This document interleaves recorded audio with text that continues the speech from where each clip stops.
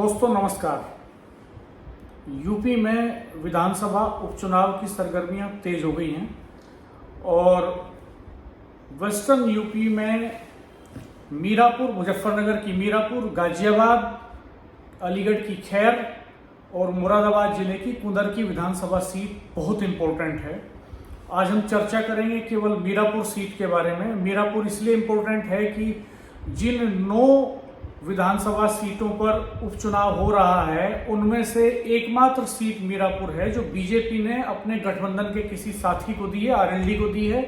इसके अलावा संजय निषाद भी निषाद पार्टी के लिए एक सीट मांग रहे थे, वो भी नहीं दी। और बाकी किसी गठबंधन के किसी सहयोगी को बीजेपी ने कोई सीट नहीं दी है। बाकी सभी सीटों पर बीजेपी खुद लड़ रही है। मीरापुर आरएलडी को दी है। मीरापुर आरएलडी को इसलिए दी है कि वो उनके बिजनौर के सांसद चंदन चौहान की सीट है। चंदन चौहान वहाँ से एमएलए थे और वो एमपी हो गए हैं, तो इस्तीफा देकर के लोकसभा चले गए। अब वहाँ पर उपचुनाव हो रहा है। तो हमारे साथ वरिष्ठ पत्रकार राजेश शर्मा जी आज इस पर चर्चा के लिए मौजूद हैं। राजेश भाई साहब, आपका स्वागत है। थैंक यू डॉक्टर साहब। आज तो धन्यवाद, पूरे होमवर्क के साथ आए हैं आप। पूरा जो है दरअसल ऐसा है ना कि अभी सपा, बसपा और असपा, आजाद समाज पार्टी, इन्होंने मीरापुर पे अपने तमाम प्रत्याशी घोषित कर दिए। रालोद की अभी सूची बाकी है। मंथन चल रहा है क्योंकि रालोद भाजपा गठबंधन है। मंथन चल रहा है तो इसलिए थोड़ा होमवर्क किया कि कम से कम अगर दर्शकों के सामने बैठे हैं तो कुछ ऐसा लगे कि हाँ कुछ होमवर्क किया है। डॉक्टर साहब, एक तो ये अभी आप जैसे आपने बात की कि फिलहाल 9 विधानसभा सीटों का चुनाव हो रहा है। मिल्कीपुर सीट पे अभी रोक दिया गया। उसके पीछे की बहुत सारी वजह हैं। हम उस पर चर्चा नहीं करेंगे अभी। ये जो जैसा हम अगर हम मंझवा सीट की बात करें, मिर्जापुर डिस्ट्रिक्ट मंझवा सीट है, तो चूंकि वो तो जो है ना, जो संजय निषाद है, वो संजय निषाद बाहुल्य संजय निषाद पार्टी के वहाँ विधायक थे उस समय। इस बार क्या हुआ कि इन 9 सीटों में एक भी सीट की सहयोग दल को नहीं दी, छोड़ रालोद को छोड़कर। रालोद को भी इसलिए दी है क्योंकि रालोद से उन्हें 3 सीट मिलने वाली है। भाई खैर पे चुनाव होना है। अनूप प्रधान वाल्मीकि वहाँ विधायक थे, वो सुरक्षित सीट है और वो सांसद हो गए इस समय, तो वो सीट खाली है। खैर जाट बाहुल्य सीट है। अगर मीरापुर सीट रालोद को ना देते तो बीजेपी को ये पता था कि खैर सीट भी हार जाएंगे, गाजियाबाद जो उनकी छपरोली मानते हैं वो भी हारते और मीरापुर में भी बीजेपी हारती। तो बीजेपी ने इसलिए भी है, मतलब और किसी सहयोगी, चाहे अनुप्रिया पटेल हो, चाहे संजय निषाद हो, किसको कोई सीट नहीं दी। तो रालोद को ये सीट देने का एक तो ये था कि ये सीट रालोद की है। हालांकि जिस तरह सीट रालोद की है, इसी तरह मंझवा सीट भी संजय निषाद पार्टी की, लेकिन उन्हें नहीं दी। उन्हें इसलिए नहीं दी क्योंकि यहाँ रालोद को एक सीट देकर 3 सीट का लाभ ले रहा है। भाई कुंदरा की जो सीट है ये मुस्लिम बाहुल्य सीट है, सपा की सीट है। उन्होंने बताया कि यहाँ हम अगर नैया पार कर सकते हैं तो रालोद का जो वोटर है उसके सारे कर सकते हैं। गाजियाबाद सीट पे वहाँ लगातार आप देख रहे हो कि अभी मेंबर ऑफ पार्लियामेंट का चुनाव होगा। उस सीट को भले ही बीजेपी छपरोली मानती हो, लेकिन चुनाव वहाँ कांग्रेस कैंडिडेट अच्छा चुनाव। और अगर खैर की बात करें तो खैर में जो मेंबर ऑफ पार्लियामेंट का चुनाव हुआ तो अनूप प्रधान वाल्मीकि अपनी विधानसभा में 1000 वोट से हार गए। तो लग रहा है ना कि अगर लोकदल को किनारा कर दिया तो सीट कमा देंगे। इसीलिए, और बाकी की सीट भी है लोकदल की, तो सीट तो लोकदल को दी है। अब इसमें सवाल ये है कि जो समीकरण है लोकसभा को, तमाम दलों ने, बसपा ने अपने प्रत्याशी उतार दिए। बसपा ने पूर्व एमपी कादिर राणा के बेटे की बहू सपा ने सुम्बुल को टिकट दिया है। वो बसपा के बड़े नेता मुनकाद अली की बेटी हैं और मुजफ्फरनगर के एक्स एमपी कादिर राणा के बेटे की बहू हैं। तो सपा से तो ये आ गई सुम्बुल। बीएसपी ऑलरेडी मुस्लिम कैंडिडेट दे चुकी वहां पे। बिल्कुल। चंद्रशेखर आजाद समाज पार्टी जो है वो मुस्लिम को दे चुकी है। तो अब आरएलडी में क्या होने जा रहा है? नहीं, अगर मैं जो चर्चा इस समय है वहाँ जो पूरे मुजफ्फरनगर में वेस्ट में चर्चा है, क्योंकि देखो रालोद के इस समय उम्मीदवारों की सबसे बड़ी संख्या है। लगातार हम लोग ये मीडिया में देख रहे हैं कि जयंत चौधरी केंद्रीय मंत्री हैं और राष्ट्रीय अध्यक्ष भी हैं रालोद की। उनके आवास पर जिस तरह टिकट आर्थियों का डेरा लगा हुआ है, मुझे लगता है इतना डेरा ना सपा कार्यालय का होगा और ना भाजपा कार्यालय का होगा। वहाँ रोज डेली 1-1, 2-2, 3-3 बस भर के अपने पक्ष में प्रत्याशी नेता लेके जा रहे हैं कि हमें टिकट दिया जाए। लेकिन ये लग रहा है कि यहाँ सपा और भाजपा गठबंधन है, तो इसमें कुछ नाम ऐसे आए हैं, और आरएलडी गठबंधन, इसमें कुछ नाम ऐसे आए हैं कि ऐसा भी माना जा रहा है कि सिंबल तो हो रालोद का, ठीक, और चुनाव लड़े भाजपा का नेता। अच्छा, ऐसा भी सुना जा रहा है कि ऐसे हो सकता है। ये एक्सपेरिमेंट तो जब एसपी और आरएलडी का गठबंधन था तो कई सीटों पर समाजवादी पार्टी ने भी, सिवाल खास में हुआ, सिवाल खास में गुलाम मोहम्मद समाजवादी पार्टी के नेता, चंदन सिंह चौहान खुद समाजवादी पार्टी में थे। हाँ, ये भी एक्सपेरिमेंट था, सिंबल रालोद का और वो सपानी का। तो ये माने इसमें तो 2-3 के नाम अभी आए हैं सामने, हालांकि ये तो सिर्फ जैसी चर्चा है इसकी बात करेंगे। दरअसल राजपाल सैनी है, बीजेपी ये चाहती है कि मीरापुर से अति पिछड़े को टिकट दिया जाए।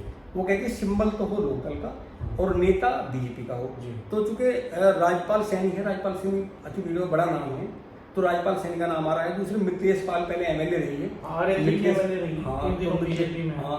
तो उसका भी नाम आ रहा है, उसको मिल जाए। दूसरा रामनिवास पाल है, वो भी, हालांकि वो आरएलडी के नेता हैं, वो भी कहीं ना कहीं बीजेपी के संपर्क में है। इसके अलावा अगर मैं रालोद की बात करूँ तो अजीत राठी, क्योंकि जिलाध्यक्ष रही पहले, हाँ, और वो मुझे लगता है कि महासचिव के साथ रालोद के उनका गांव उसी कॉन्स्टिट्यूंसी में पड़ता है, अच्छे ओहदे पे भी हैं, वो प्रभावशाली है। तो अजीत राठी का लगातार नाम आ रहा। चंदन चौहान जो सांसद हैं, उन्हें भी कहीं ये सुनने में आया कि अपनी पत्नी को दावेदारी कर रहे हैं कि उनकी पत्नी को टिकट मिल जाए। इसके अलावा निशिका चौहान, वो यशिका जो है, हम देख रहे थे लगातार जब चंदन चौहान मुजफ्फरनगर से एमपी का इलेक्शन लड़ रहे थे, तो यशिका लगातार मीरापुर में एक्टिव बनी हुई थी, और मीरापुर में खास तौर पे जाट और गुजर वोटर्स के बीच में गई वो, और बहुत पढ़ी लिखी महिला हैं, शालीन हैं, विनम्रता के साथ उनका पूरा मूवमेंट हमने उस समय देखा। तो तब ये संकेत मिल रहा था उनके मूवमेंट को देख के कि ये शायद एमएलए के लिए दावेदारी करेंगी, ये तैयारी कर रही हैं। अच्छा, प्रभात तोमर गुड्डू भी मजबूत लीडर हैं, रालोद के हैं, उनकी भी यहाँ दावेदारी मजबूत है। संजय गुजर हैं, आरएलडी के नेता, उनकी भी वहाँ दावेदारी मजबूत है। अब डॉक्टर साहब सवाल ये है कि ये तमाम लोग तो रालोद के आरएलडी कैडर के हैं। बीजेपी ये प्रयास कर रही है कि इस सीट को अगर ऐतिहासिक मतों से जीतना है तो यहाँ जैसे ब्राह्मण हैं, ठाकुर हैं, जाट हैं, गुजर हैं, उनका ये अपना ये मत है कि इस सीट से इन्हें किसको टिकट ना दिया जाए और टिकट दिया जाए अति पिछड़े को। अगर अति पिछड़े को टिकट नहीं दिया, इन किसको टिकट दे दिया, तो ये डर है कि कहीं अति पिछड़ा गुस्से में सपा की तरफ ना चला जाए। क्योंकि जब मेंबर ऑफ पार्लियामेंट का चुनाव हुआ तो इसमें बड़ी संख्या में जो अति पिछड़ा जो वोटर है वो दीपक सैनी की तरफ चला गया था सपा की ओर, और बहुत ज़्यादा अंतर से उसके हार में हुई लोकसभा चुनाव में। और ये सही बात भी है कि अगर अति पिछड़े पे यहाँ गाँव रालोद खेलती है तो रालोद फिर बहुत मजबूत स्थिति में होने वाली है। अब आप देखो कि जो टिकट हुआ है सपा का, जो सपा का टिकट हुआ कादिर राणा की पुत्र है और बाबू मुनका दली की बेटे हैं। तो अब ये भी कयास लगाए जा रहे हैं कि यहाँ मलखान सिंह सैनी पहले विधायक रहे हैं, इनके दामाद रणवीर सैनी हैं। तो चूंकि मुनका दली एक तरफ पार्टी का वफादारी निभाएंगे और दूसरी ओर बेटी के लिए भी कहीं ना कहीं करेंगे, तो उन्हें लगता है कि अगर बेटी को जिताना है तो जो भाजपा की सोच है, जो भाजपा चाह रही है कि हम अति पिछड़े में टिकट देंगे, को टिकट दिया जाए, वो कहीं ना कहीं सेंधमानी करेंगे कि जो बीजेपी और रालोद का कोर वोटर है वहाँ सेंधमानी हो सकता है। ऐसा सुना जा रहा है कि मीरापुर में बसपा का टिकट बदला जाए। और रणवीर सैनी चूंकि प्रबल दावेदारी है इनकी और बहुत ज़्यादा शोर मच रहा है कि रणवीर सैनी को बसपा टिकट हो जाए। चूंकि सैनी वोटर्स की संख्या अच्छी खासी है सीट पे, और यहाँ कवाल जो है जहाँ पर मुजफ्फरनगर का दंगे की शुरुआत हुई थी वो भी इसी में पड़ता है। वहाँ के एक एक्स एमएलए खतौली के विक्रम सैनी, वो भी वहीं रहते हैं, उनका गांव है वो, और सैनी वोटर्स की तादाद बड़ी है। और ये जो रणवीर सैनी की आप बात कर रहे हैं, ये जर्नलिस्ट भी रहे हैं, तो काफ़ी एक्टिव हैं, यंग हैं, और इनकी वाइफ मुजफ्फरनगर के डिग्री कॉलेज में प्रोफेसर भी हैं। तो ये बात सही है, इनका नाम बहुत तेज़ी से उभर के सामने आया है। और खाली मुझे लगता है ये कि खाली मुनकाद अली का ही मामला नहीं है कि ये समीकरण तो दरअसल बहन जी भी बिठाती हैं। सोशल इंजीनियरिंग की बड़ी एक्सपर्ट तो वही मानी जाती है, बीजेपी से पहले तो सोशल इंजीनियरिंग के फॉर्मूले को वही काम कर रही थी। तो ये तो उन्होंने भी भांप लिया होगा कि जब समाजवादी पार्टी से एक मुस्लिम कैंडिडेट आ गया है, तो अगर बीएसपी से भी मुस्लिम कैंडिडेट आता है तो जाहिर तौर पर एक डिवीजन होगा और बहुत सफलता किसी के हाथ लगने वाली है नहीं।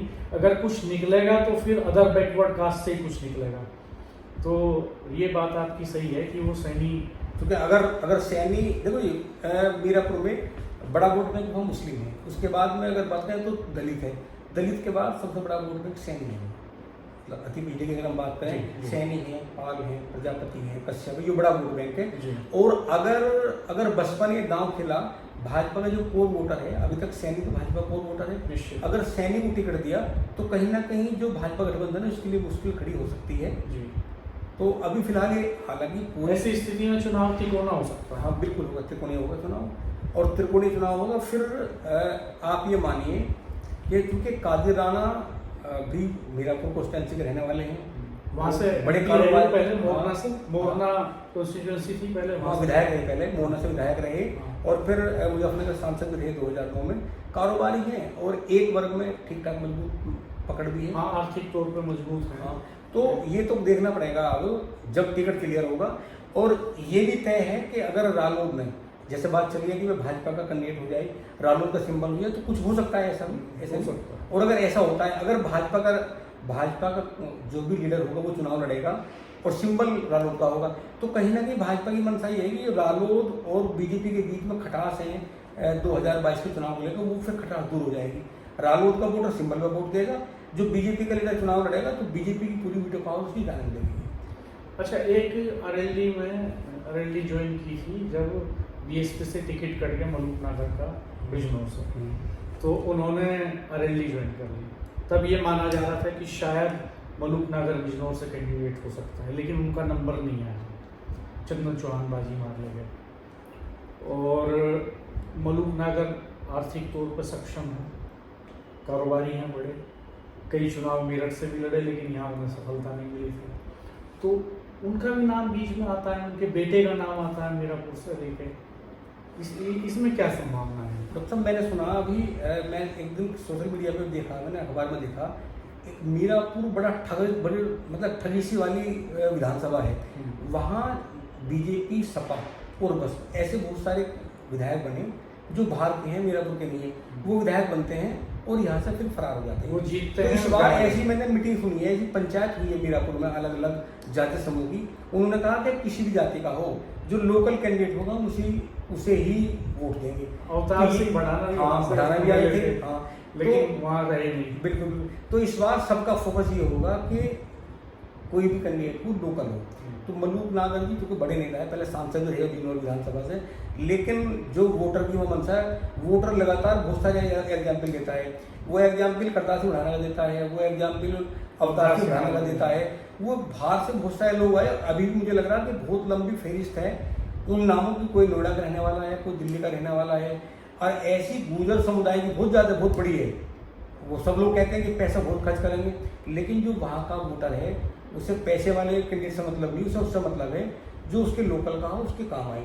तो मुझे लगता नहीं कि मलूक नागर बड़े नेता हैं, उन पर जयंत चौधरी कोई दांव खेलेंगे, क्योंकि जयंत चौधरी और भाजपा इन दोनों की सलाह मशवरा के बिना कोई प्रत्याशी नहीं करेगा। और इनकी निगाह अति पिछड़े पे, बिल्कुल निगाह है। इन्हें पता है कि ये 4 जातियां लोग सब ब्राह्मण, ठाकुर, जाट, गुर्जर, इन चारों जातियों को टिकट ना मिले, इसकी कहीं ना कहीं मैंने सुना है भाजपा के लोगों ने कहा है कि इन चारों वर्गों को टिकट ना दो अगर सीट जीतनी है, क्योंकि सामने बहुत मजबूत प्रत्याशी समय है।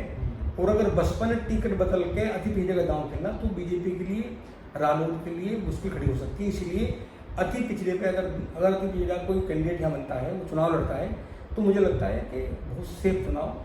अच्छा, जयंत चौधरी के लिए सीट वैसे भी साख का सवाल है। अगर वो इस सीट को लूज कर जाते हैं बीजेपी के साथ गठबंधन में, सत्ता के साथ गठबंधन में अगर सीट लूज कर गए, तो उनके जो लोग ऐसे हैं बीजेपी के भीतर जो उनके साथ कोalition को पसंद नहीं कर रहे हैं, तो उनको एक कहने का मौका मिलेगा कि इनके पास वोट शिफ्टिंग कैपेसिटी नहीं है, तो खुद ही लड़ाया उन्होंने अपना कैंडिडेट और ये हार गए। नहीं, अभी तो है, अभी मुरादाबाद में एक पूर्व विधायक है संगीत सोम, उन्होंने कहा था ना, हालांकि नाम नहीं लिया, पर चूंकि इशारा यही था कि 1.5 की पार्टी है और वो बार्गेनिंग करती है, 10 सीटें मांगती है। अभी देखो हार जीत के आप देखो कि जैसे मुजफ्फरनगर को ऐसा श्राप लगा हुआ है, जब मुजफ्फरनगर में रालोद भाजपा गठबंधन का चुनाव कोई प्रत्याशी लड़ता है मेंबर पार्लियामेंट में, तो हार जाता है। जब संजीव बालियान इंडिपेंडेंट भाजपा का चुनाव लड़ते हैं, जब वो 2014 में लड़ते हैं तो जीतते हैं 4.5 लाख मतों से।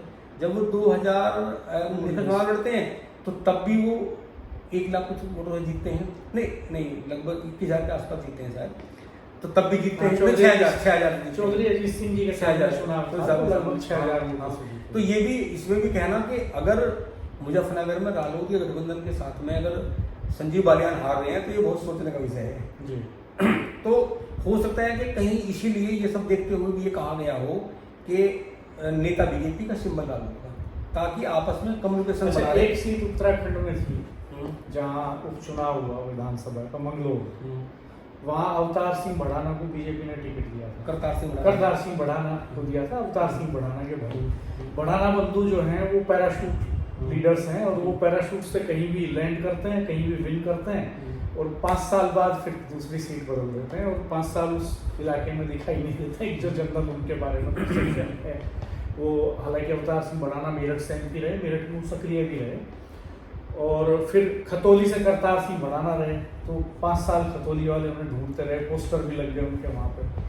फिर वो अब इस बार चले गए थे मंगलोर, तो जयंत चौधरी उनके लिए एक रैली करने गए थे मंगलोर में, और कॉम्बिनेशन बनाने की कोशिश की थी बीजेपी ने, लेकिन वो लूज कर गए।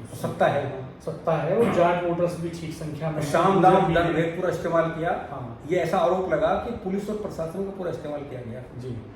ऐसे वीडियो बहुत वायरल हुए, वोटिंग परसेंटेज मुस्लिम्स का डाउन हो जाए इसकी कोशिश सरकारी मशीनरी कर रही थी। पूर्व मुख्यमंत्री गिरफ्तार हुए उसमें हरीश रावत जी, बवाल भी हुआ चुनाव के दिन जी, और कांग्रेस जीत गई वहाँ। तो इसलिए डॉक्टर साहब मेरा इसलिए ये है मानना कि आप बताइए उत्तरांचल छोटा स्टेट है, और उत्तरांचल में वहाँ जहाँ बीजेपी के पक्ष में तमाम सब कुछ माहौल बीजेपी के पक्ष में था, और प्रत्याशी ऐसा करतार सिंह बढ़ाना जिनका एक पूरा माहौल क्रिएट किया, आर्थिक तौर पे मजबूत है, बिल्कुल और सोशली भी स्ट्रॉन्ग है उस इलाके में। तो अब मुझे लगता है कि ये तो इसलिए हार रहे हैं कि अब लोकल लेवल पे, जब लोकल लेवल पे लीडरशिप मजबूत होती है तो बाहर के प्रत्याशी को लोग बर्दाश्त नहीं करते हैं। करतार सिंह बढ़ाना एक अपनी जाति के लिए लोकप्रिय हो सकते हैं, और तमाम वोटर के लिए लोकप्रिय नहीं हो सकते हैं। कहीं ना कहीं अब ये शुरू होगी कि लोकल लेवल पे जो लीडरशिप डेवलप हुई है, अगर वो उसे इग्नोर करेगा तो फिर जीत नहीं मिलेगी। अच्छा, एक चीज़ और भी है कि ये बेल्ट थोड़ा बगावती तेवर वाली है। खतौली में लोग सत्ता को हरा देते हैं, उपचुनाव होता है तो खतौली में जो है अरेंजी का कैंडिडेट जीत जाता है, और ठीक इसी तरह कैराना में उपचुनाव होता है तो अरेंजी के टिकट पर तबस्सुम हसन जीत जाती हैं। तो ये बेल्ट इस मामले में है भी थोड़ा करिश्माई लेवल की, तो चुनौती तो निश्चित तौर पर अरेंजी के सामने बड़ी है।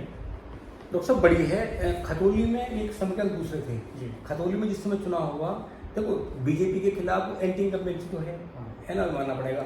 और पश्चिम यूपी में जैसे खतौली की बात है, वहाँ जो एंटी इनकम्बेंसी की भरपाई करने वाला वोटर है वो तो बीजेपी के साथ गठबंधन हो गया। उस समय क्या था कि रालोद अलग था, रालोद ने सपा के साथ चुनाव लड़ा, और जो आज़ाद समाज पार्टी के मुखिया हैं चंद्रशेखर, वो लगातार वहाँ प्रचार प्रसार में बहुत मेहनत उन्होंने की जयंत चौधरी जी के साथ में, तो वो पूरा एकदम बड़ा वोट बैंक एक साथ इकट्ठा। दूसरा जो वहाँ प्रत्याशी था पूर्व विधायक विक्रम सैनी, वो तमाम जातियों के लोगों को, तमाम कम्युनिटी को बहुत ज़्यादा कड़वी बात बोलते थे, उनसे गुस्सा भी था। तो वहाँ तो हुई हार की वजह ये भी थी। लेकिन मुझे लगता नहीं कि मीरापुर में बहुत ज़्यादा है, क्योंकि बीजेपी जो गठबंधन है इसका वहाँ बड़ा वोट बैंक है, और जिस वोट बैंक के सहारे वो चुनाव में उतरेंगे वो वोट बैंक बड़ा है। सामने जो 3 पार्टियां हैं उनमें जो बचा हुआ वोट वो डिवाइड होगा, तो इसलिए मुझे लगता नहीं कि मीरापुर बहुत ज़्यादा टफ होगी गठबंधन, बशर्ते प्रत्याशी का चयन ठीक जाए। तो दोस्तों ये मीरापुर के समीकरण हैं। हम अगले वीडियो में चर्चा करेंगे गाजियाबाद के समीकरणों पर, कुंदरकी के समीकरणों पर, खैर के समीकरणों पर, और मिल्कीपुर तक भी जाएंगे। लेकिन अभी चर्चा को यहीं विराम देते हैं। आप हमारे चैनल को सब्सक्राइब कीजिएगा, बेल आइकन प्रेस कर दीजिएगा, नोटिफिकेशंस ऑल कर दीजिएगा, ताकि आपको सारे वीडियोस मिलते रह सकें। और राजेश भाई साहब आपका बहुत धन्यवाद कि आपने समय दिया और एक गहन विश्लेषण आपने हमारे सामने रखा यहाँ। और लंबे समय से चूंकि आप राजनीतिक गतिविधियों को वेस्टर्न यूपी में कवर करते रहे हैं, तो आपके अनुभव का लाभ निश्चित तौर पर हमने यहाँ ले लिया है। तो बहुत धन्यवाद आपका। आपको बहुत बहुत धन्यवाद, और लगातार पूरे प्रदेश में संवाद करेंगे। जिन 9 विधानसभाओं के चुनाव होना है सब पे संवाद करेंगे, पूरा तथ्यात्मक पूरा विश्लेषण जो हमारे दर्शक हैं उनके सामने रखेंगे। और बीच बीच में हमारी कोशिश भी रहेगी कि ग्राउंड से भी कुछ रिपोर्ट्स दें आपको। तो धन्यवाद दोस्तों, नमस्कार।